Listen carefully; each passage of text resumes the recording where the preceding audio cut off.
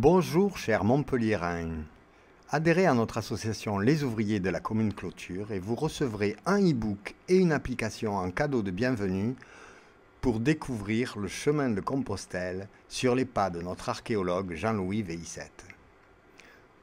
Cette application géolocalisée vous présente plusieurs étapes sur le chemin médiéval de Compostelle qui traversait la ville. Vous pouvez accéder à la carte ou au plan Google Maps.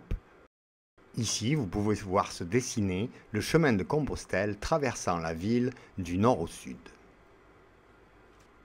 Commençons par la première étape du chemin de Compostelle, l'arrivée par la route de Saint-Gilles à la porte du Pilat Saint-Gély. Nous voyons ici l'emplacement à la sortie du tram Corum. Rapprochons-nous pour savoir ce que l'archéologue Jean-Louis Veissette a à nous dire de cet endroit. Écoutons-le en feuilletant quelques pages de notre e-book.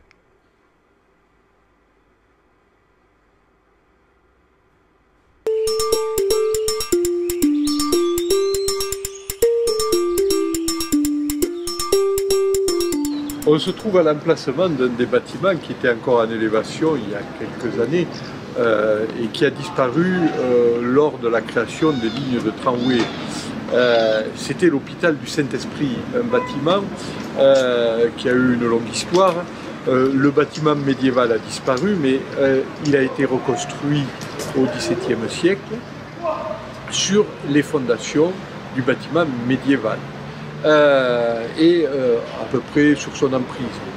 Alors la seule trace qui nous est conservée et qui est un élément topographique intéressant, c'est le fond de la salle. Le fond de la salle sur laquelle il y avait une cheminée. Et ici, derrière la ligne de tramway, il y a un mur de clôture. Et sur ce mur de clôture, on aperçoit un vide qui se referme vers le haut. Il s'agit de la cheminée, du foyer de la cheminée de cette salle qui accueillait les voyageurs ou les gens malades qui traversaient Montpellier, qui arrivaient sur Montpellier. Alors, c'est le mur de fond de la salle basse et le bâtiment se développait et arrivait sous les voies du tramway jusqu'à l'église du Saint-Esprit.